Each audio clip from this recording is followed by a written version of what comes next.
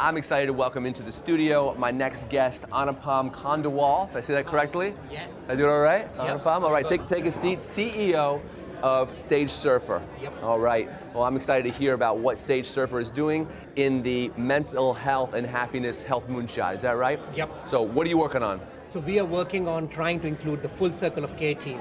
So the idea primarily is, can we collaborate not only just within a provider and a client, but bring everybody ecosystem together, give all the personalization and context to the communication, and provide the right productivity tools to create sustained engagement and proactive interventions. Why, I've heard a number of people talk about care coordination. Why did you feel like that was a problem worth tackling?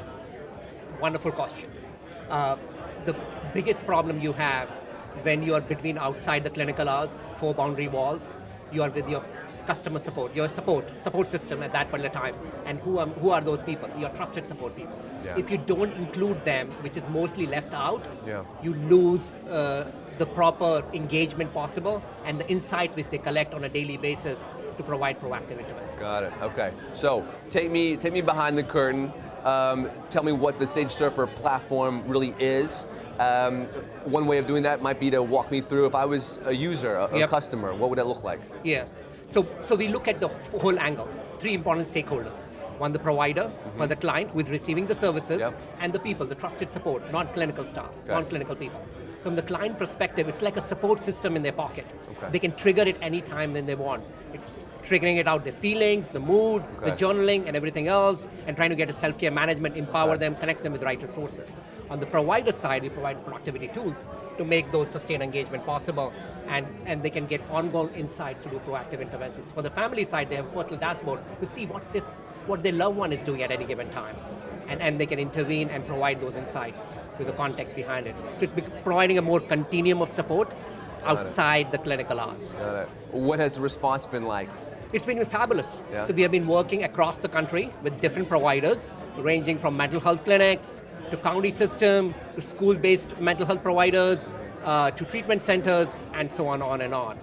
And lots of people are joining the team, and we're just looking to scale our operations further.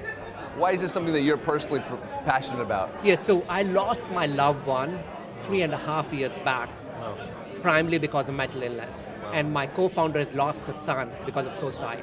So it's very personal for us because because of the care is very fragmented. Unless you don't include everything inclusive, you lost. Lots of things fall through the crack, and that's what we're trying to do. We're not just trying to make a patient engagement between a provider and a client, but include the whole people together. How do you feel like the care coordination platform can help with destigmatizing some of these issues? That's partly what makes it lonely, right? Yes. Yeah, so we are working with lots of different organizations like NAMI, National Association of Mental Illness, for suicide prevention and suicide survivors, where people are very siloed. They don't want to take any care whatsoever. Forget about technology. We're trying to take them from the full spectrum of isolated to where they are self-empowered and they can take care. So the whole spectrum of stuff which is done on our platform. Very nice, very nice. Okay, so here we are in the beginning of 2020. What are you most excited about for the next year? So 3 important things. So we just completed NSF, National Science Foundation, in last year, this 2019, and we are growing and scaling our operations. We're collecting lots of data across different websites, different customers and all. And then we are raising our seed round. So we already have commit, and we're trying to complete our seed round to scale our operations globally. Okay. And why is it important to be at events like this? Like, what are you getting out of the festival? It's networking and talking to people, what's happening as such. Because I think it's you require the whole team.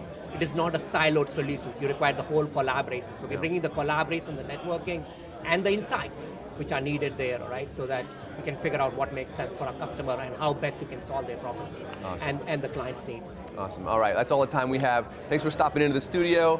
I wish you the best with the company and over the next day as you Wonderful. Thanks continue a lot. to network. Thank you. All Thanks right. a lot. Take care.